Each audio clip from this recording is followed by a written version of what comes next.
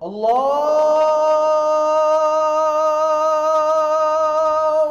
Akbar, Allah. Sebaik-baik yang dapat mereka lakukan, yang mereka kumpulkan. Jadi berbahagia, senang dengan ketaatan, itu adalah satu ibadah dalam Islam.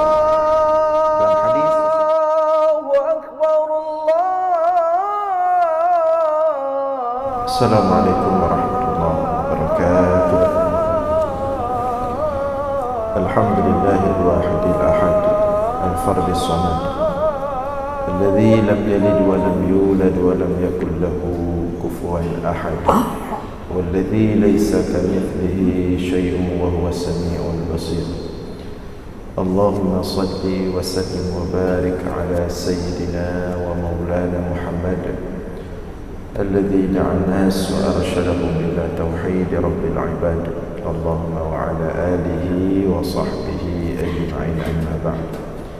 Puji beserta syukur senantiasa selalu kita persembahkan kepada Allah Subhanahu wa taala, Tuhan yang esa pada zatnya, yang esa pada setiap sifat-sifatnya, yang esa pada setiap af'alnya. Tidak ada satupun makhluk yang serupa dengannya dalam bentuk apapun. Selawat beriringkan salam juga kita sampaikan pada baginda Rasulullah sallallahu alaihi wasallam, pada seluruh keluarga dan sahabat-sahabatnya sekalian. Hadirin jemaah sekalian beserta para pendengar dimanapun berada yang dimuliakan Allah, kembali kita dalam ulasan singkat tentang ilmu tauhid, masih dalam rangkaian pembahasan hikmah Ibnu Athaillah As-Sakandari dalam kitabnya Al-Hikam. Pada subuh ini kita akan membacakan hikmah yang ke-56. Qala al-musannifu wasyarihu rahimahullah ta'ala, la tufrihuka at-ta'atu li'annaha barazat minka wafrah biha li'annaha barazat minallahi ilayka. Qul bifadlillahi wa birahmatihi fabidhalika falyafrahu huwa khairun mimma yajma'un. La tufrihuka ta'atu li'annaha barazat minka. Jangan membuatmu bahagia oleh ketaatan dikarenakan ia muncul darimu. Wafrah biha li'annaha barazat minallahi ilaika. Akan tetapi berbahagialah dengan ketaatan karena ia muncul, datang dari Allah untukmu. Qul bifadlillahi wa birahmatihi fabidzalika falyafrahu. Katakanlah bifadlillah, dengan karunia Allah dan rahmatnya, fabidzalika, dengan yang demikianlah, falyafrahu, hendaklah mereka orang-orang beriman berbahagia. Huwa khairun mimma yajma'un, itulah sebaik-baik yang mereka kumpulkan. Sekali lagi, la tufrihuka ta'ah li'annaha barazat minka. Jangan kamu dibuat bahagia oleh ketaatan dikarenakan ia datang darimu, tetapi berbahagialah dengan ketaatan dikarenakan ia datang, ia adalah hadiah dari Allah untukmu. Qul bifadlillahi wa birahmatihi fabidzalika falyafrah. Katakanlah bifadlillah, dengan karunia Allah, wa birahmatihi, dan dengan rahmatnya Allah, dengan demikian falyafrahu, hendaklah mereka orang-orang beriman berbahagia. Huwa khairun mimma yajma'un, itulah yang sebaik-baik yang mereka kumpulkan atau yang mereka lakukan. Dalam hikmah ini Yang pertama sekali, Ibnu Athaillah As-Sakandari mengajarkan kita untuk berbahagia dengan ketaatan. Dan sepatutnya setiap ketaatan yang kita lakukan, yang terjadi pada diri kita, sepatutnya untuk kita berbahagia, senang. Hal itu sesuai dengan perintah Allah dalam Al-Quran, qul bifadlillah wa birahmatihi fabidzalika falyafrahu. Katakanlah wahai Muhammad kepada umatmu, dengan karunia Allah, dengan rahmat Allah. Makna karunia dan rahmat di sinilah ketaatan, kesalihan. Falyafrahu, hendaklah mereka itu berbahagia. Huwa khairum mimma yajma'un, dan itulah yang sebaik-baik yang dapat mereka lakukan, yang mereka kumpulkan. Jadi berbahagia, senang dengan ketaatan, itu adalah satu ibadah dalam Islam. Dalam hadis Rasulullah bersabda, man sarrat hasanatuhu wa sa'atuhu sayyi'atuhu fahuwa mu'min. Barang siapa yang dibuat bahagia oleh kebaikan, oleh ketaatan, dan wasa'athu sayyi'atuhu, dibuat susah, gelisah oleh keburukan, oleh kemaksiatan, fahuwa mu'min, maka dia adalah benar-benar orang beriman. Dalam hadis ini Rasulullah mengatakan, ingin menjelaskan bahawa salah satu tanda kita beriman, salah satu tanda seseorang itu benar-benar beriman, kalau dia buat taat, dia senang, dia bahagia. Tapi kalau dia buat maksiat, kalau dia buat yang tidak baik, dia susah, dia gelisah. Kalau itu terjadi pada seseorang, maka dia benar-benar orang beriman. Nah, itu poin pertama. Bahawa berbahagia, senang dengan ketaatan, dan susah serta gelisah dengan maksiat, itu adalah salah satu hal yang disyariatkan, yang diajarkan, yang ditekankan dalam Islam. Tetapi kemudian pertanyaannya adalah, ketika ketaatan itu kita lakukan, bagaimana, apa yang seharusnya menyebabkan kita bahagia? Apakah karena ketaatan itu datang dari kita, atau yang membuat kita bahagia karena ketaatan itu adalah hadiah Allah untuk kita? Ini dua hal yang berbeda. Apakah kita bahagia dengan ketaatan itu karena ia datang dari kita yang melakukannya, atau kita bahagia dengan ketaatan itu karena ketaatan itu adalah hadiah Allah untuk kita?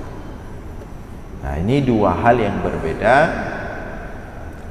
dan hasilnya beda-beda.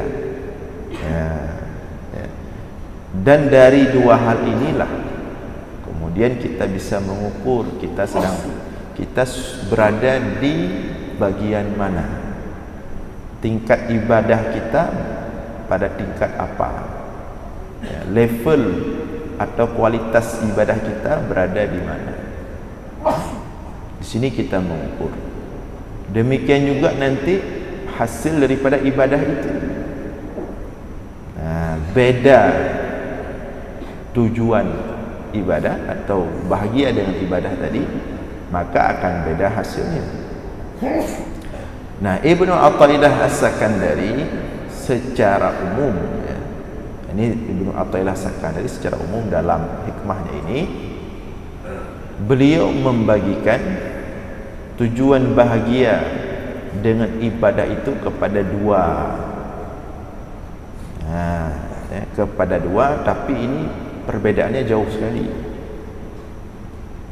Yang pertama, orang bahagia saat dia telah melakukan ibadah dengan sebab ibadah itu datang dari dia. Itu yang pertama. Jadi seseorang bahagia dengan ibadahnya itu dengan sebab ibadahnya itu datang dari dirinya sendiri. Dia merasa dia salat subuh, ya, dia berzikir setelah salat subuh, dan ibadah-ibadah yang lain itu murni datang dari dia. Maka selesai dia beribadah, dia berbangga dengan dirinya, dia menganggap itu usaha dia, jerih payah dia. Maka kemudian karena itu adalah jerih payah dia, usaha dia, maka hasil daripada ibadah itu dia menginginkan sesuatu, meminta sesuatu sebagai balasan. Karena dia merasa itu usaha dia. Itu model yang pertama. Model yang kedua, dia bahagia dengan ketaatan yang dia lakukan bukan karena itu datang dari dia, tapi yang membuat dia bahagia dengan ketaatan yang dia lakukan karena dia menganggap ketaatan itu adalah hadiah Allah dari dia, hadiah Allah untuk dia. Itu adalah karunia Allah untuk dia.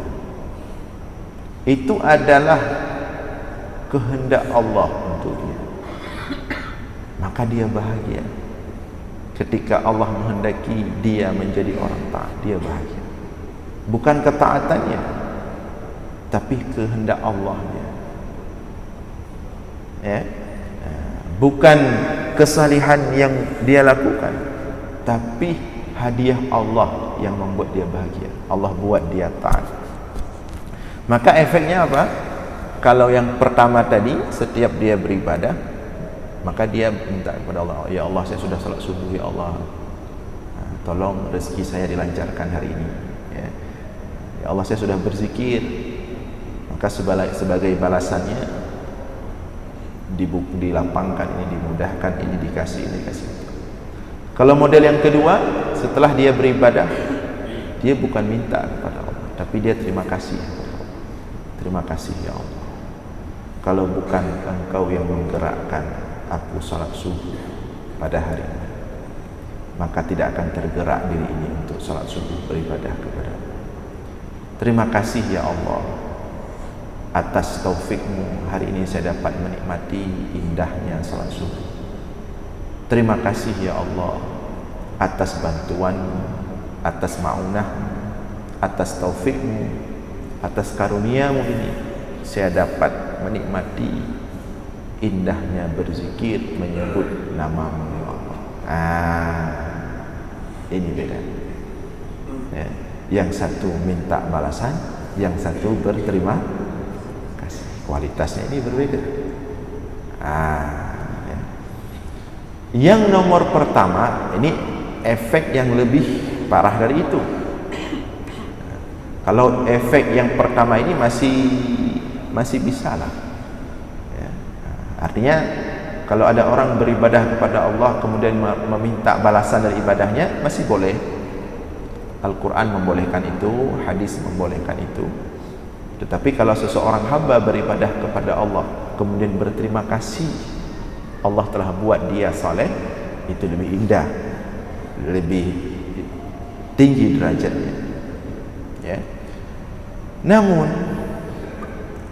pada tahap ini tidak ada masalah sebenarnya, walaupun tetap beda tingkatan. Tapi ada efek yang kedua, yang ini yang kemudian menimbulkan masalah. Orang yang kalau beribadah, yang kalau taat, itu menganggap ibadahnya, ketaatannya murni dari usaha dirinya, ya, murni karena dirinya, merasa karena memang itu dari dia,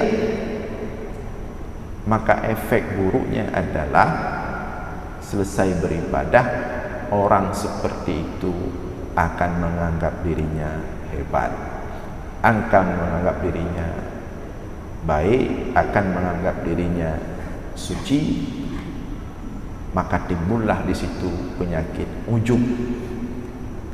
Karena itu usaha dirinya. Jadi di situ letak akar penyakit ujub, sum'ah, riya.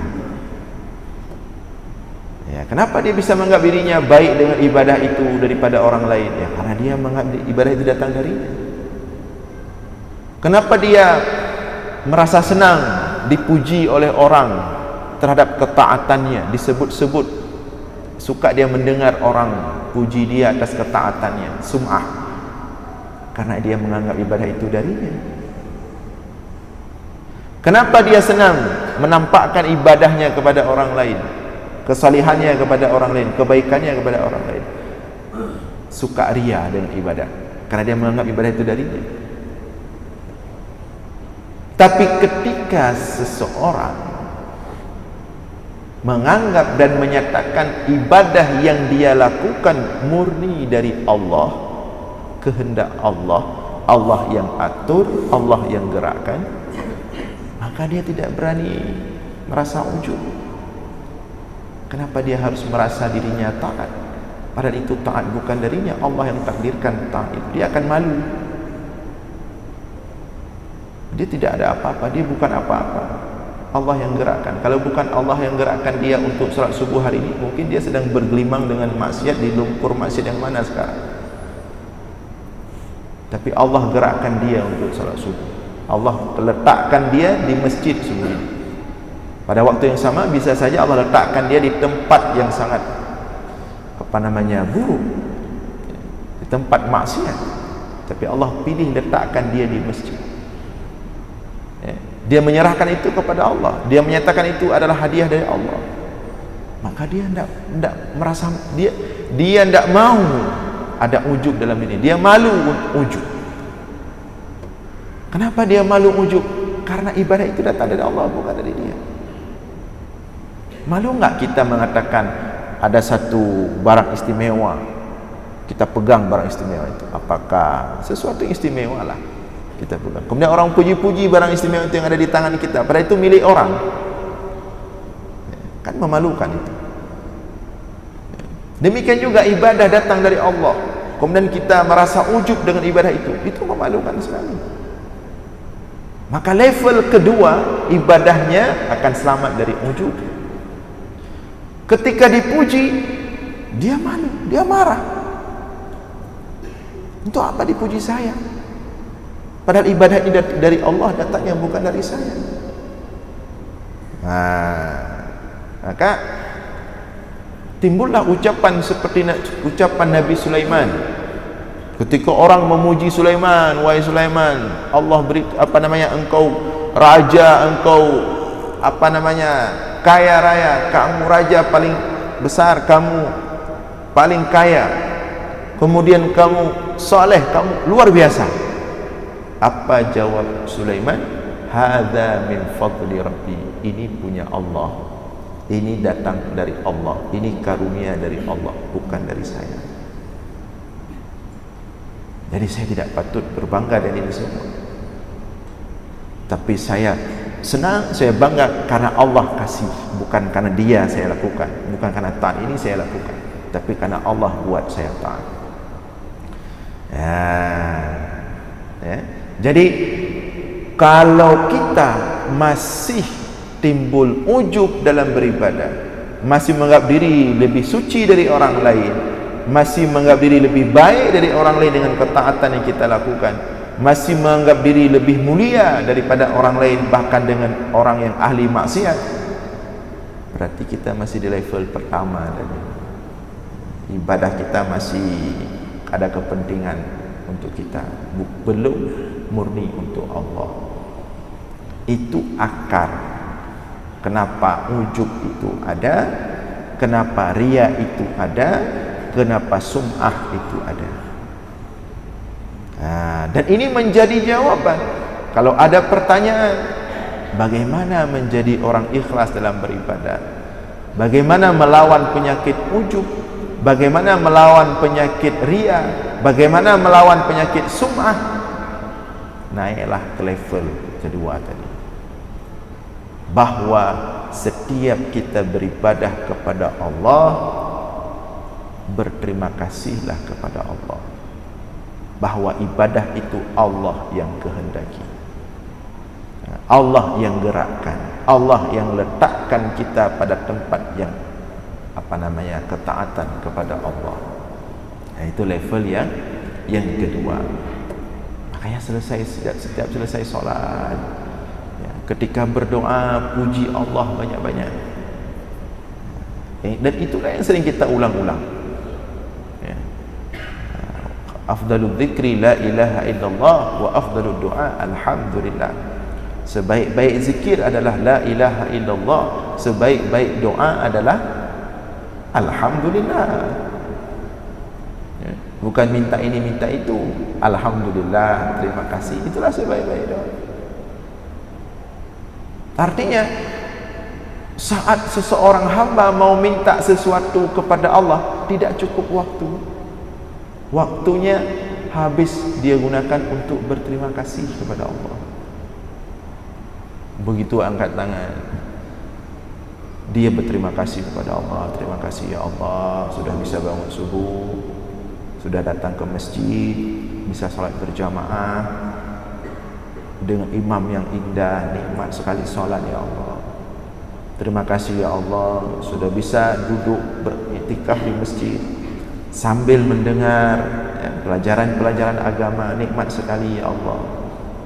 Jadi tidak sempat dia minta.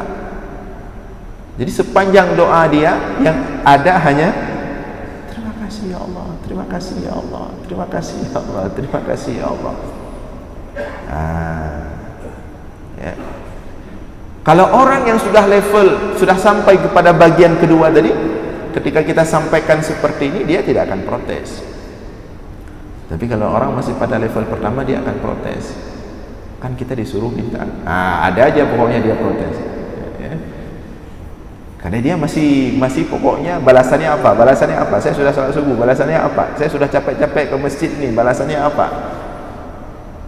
Dia masih menisbahkan ketaatannya itu kepada dirinya, belum dia nisbahkan kepada Allah. Seandainya dia nisbahkan ketaatan, kesalihan, kebaikan yang dia lakukan kepada Allah, malu dia meminta balasan. Justru yang keluar dari mulutnya alhamdulillah, alhamdulillah. Setiap ibadah alhamdulillah. Setelah alhamdulillah, alhamdulillah lagi udah bisa alhamdulillah. Setiap alhamdulillah yang ketiga, alhamdulillah lagi. Untuk alhamdulillah yang keempat, alhamdulillah berikutnya, alhamdulillah untuk sebelumnya, dan terus seperti itu. Maka penuhlah, ya, maka basahlah mulut dia dengan selalu mengucapkan alhamdulillah. Tetapi kata Allah, wa qalilun min ibadiyasy syakur.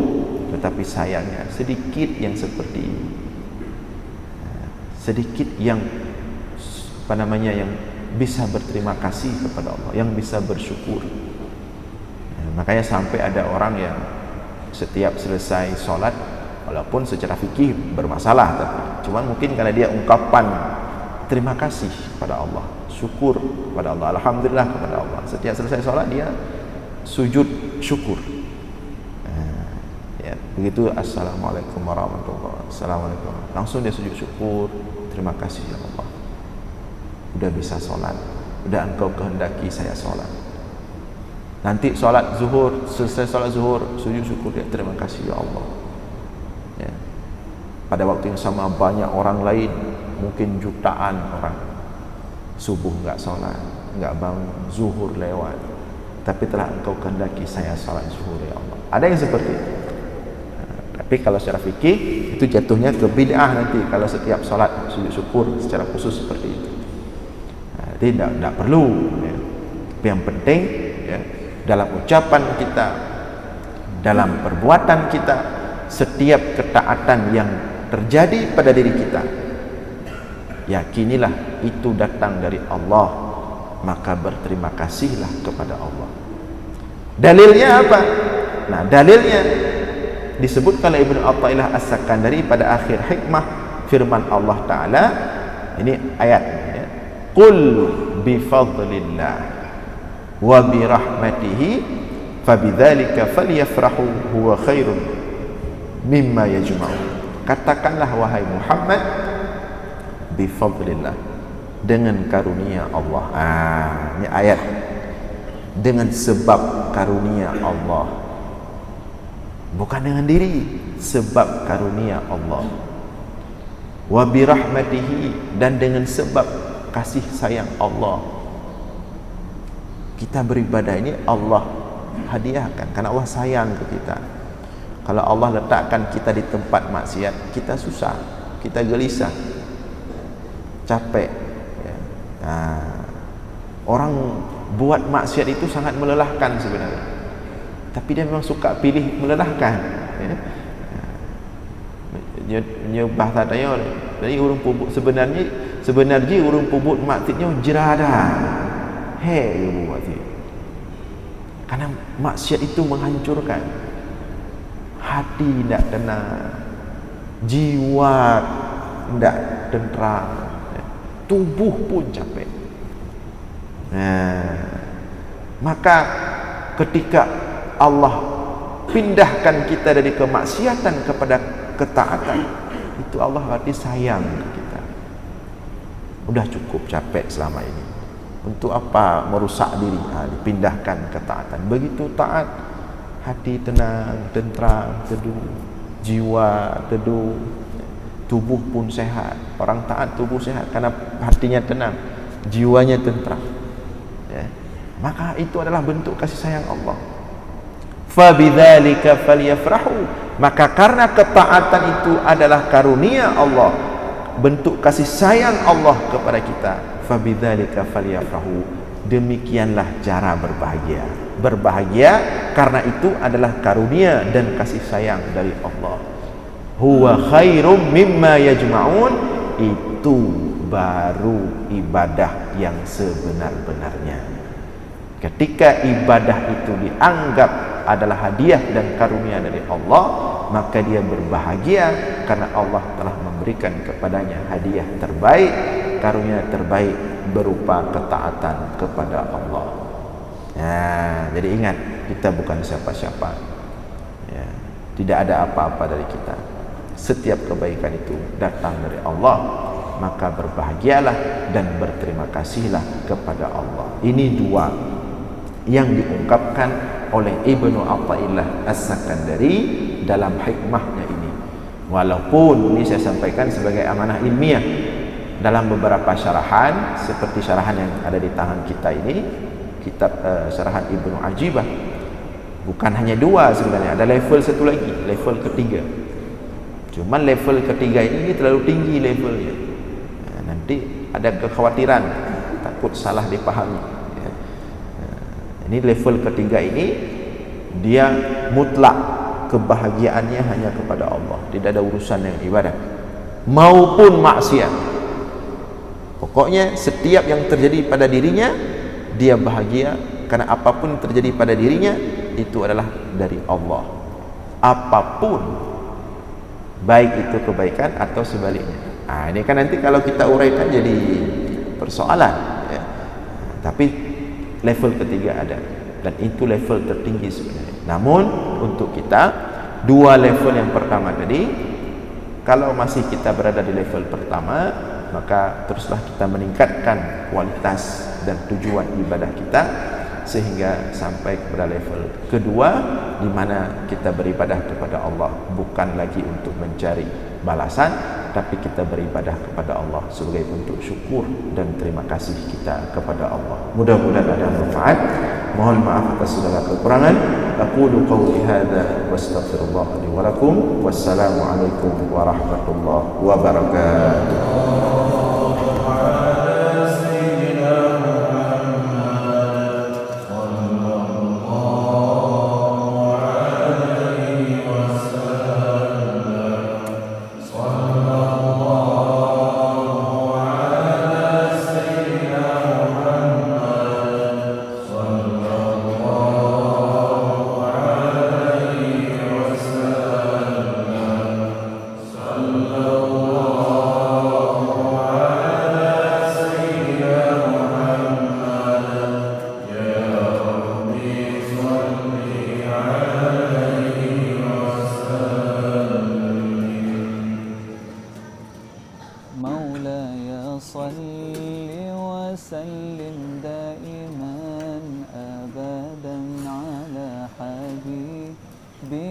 خير الخلق كلهم مولاي صل وسلم دائما أبدا على حبيبك خير الخلق كلهم.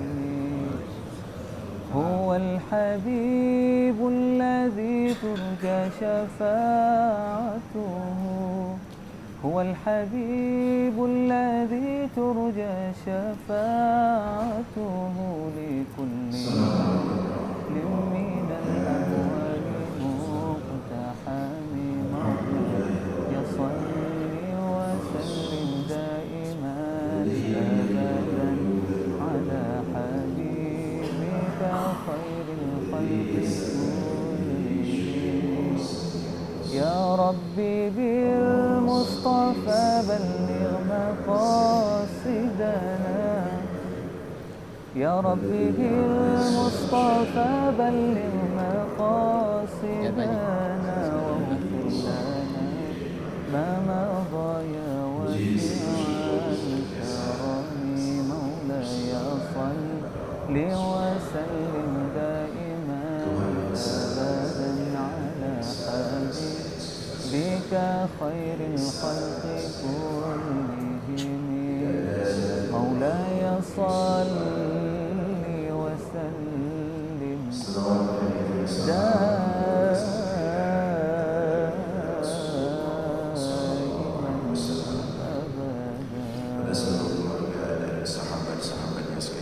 مولاي صل وسلم دائما أبدا على حبيبك خير الخلق كلهم. مولاي صل وسلم دائما أبدا على حبيبك خير الخلق كلهم. هو الحبيب الذي ترجى شفاعته، هو الحبيب الذي ترجى شفاعته لكل هول من الأهوال مقتحم مولاي صل وسلم دائما أبدا على حبيبك خير الخلق كلهم.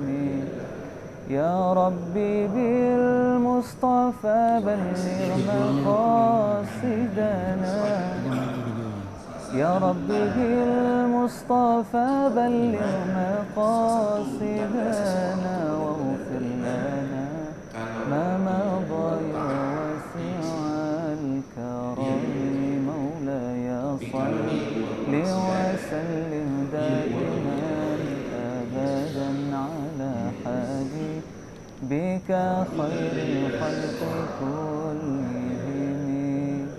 مولاي صل وسلم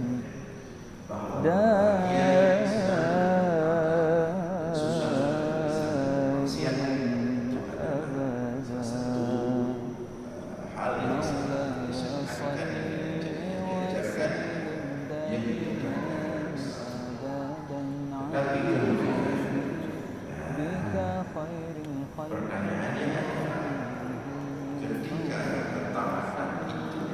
لوسلم دائما بك خير الخلق كلهم. هو الحبيب الذي ترجى شفاعته، هو الحبيب الذي ترجى شفاعته لكل هول من الأهوال مقتحم مولاي صل وسلم دائما أبدا على حبيبك خير الخلق كلهم. يا ربي بالمصطفى بلغ مقاصدنا، يا ربي بالمصطفى بلغ مقاصدنا واغفر لنا بالكرم مولاي صل وسلم دائما أبدا على حبيبك خير مولاي صل